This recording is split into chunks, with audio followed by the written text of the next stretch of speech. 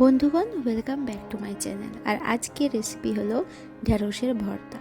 এর জন্য সবার প্রথমে আমি 300 গ্রাম ঢ্যাঁড়স নেব, যেটাকে আমি ছোটো ছোটো পিসে কাট করে নেব। এরপর একটা পাত্রে 1 কাপ জল দিয়ে ঢ্যাঁড়সটা বসিয়ে দেব সেদ্ধ হতে। সাথে দেব সামান্য একটু হলুদের গুঁড়ো এবং লবণ। জলটা শুকিয়ে যাওয়া পর্যন্ত এবং ঢ্যাঁড়সটা সেদ্ধ হওয়া পর্যন্ত এটাকে কুক করতে হবে। এখন দিয়ে দিচ্ছি এর মধ্যে শুকনো লঙ্কার গুঁড়ো, আর জলটা শুকিয়ে আসলে উপর দিয়ে দেব সামান্য একটু সরিষার তেল। এরপরে জলটা শুকিয়ে গেলে এটাকে নামিয়ে নেব। আর এখানে পাশাপাশি আমি একটা ছোট পেঁয়াজ, 2টো কাঁচা লঙ্কা এবং একটু ফ্রেশ ধনেপাতাকে কুচি করে রেডি করে নেব। এখন একটা প্যানের মধ্যে সরষের তেল ভালো করে গরম করে নেব। তারপরে 2টো রসুনের কোয়া আর 1 চিমটে গোটা জিরে দিয়ে ফোড়ন দিয়ে নেব। এরপরে আমি তেলের মধ্যে দিয়ে দিচ্ছি কুচি করে রাখা পেঁয়াজ।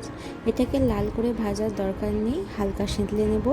সাথে কেটে রাখা কাঁচা লঙ্কা অ্যাড করে এটাকে আমি ভেজে নেব। এরপর একে একে প্রথমে পেঁয়াজ আর তারপর ঢ্যাঁড়সটাকে আমরা এখানে মেখে নেব। এখন একদম শেষে কুচি করে রাখা ধনেপাতা আর লেবুর রস, এটা দিয়ে আমরা ভর্তাটাকে ফিনিশ করব। বিশ্বাস করুন, লেবুর রসটার স্বাদটাকে অনেকটা বাড়িয়ে দেয়। আর তারপর গরম গরম ভাতের সাথে যখন আপনি এটা সার্ভ করবেন, দুর্দান্ত লাগবে। আশা করছি আজকে ভিডিওটা ভালো লেগেছে এবং প্লিজ এই রেসিপিটা একবার তো ট্রাই করতেই হয়।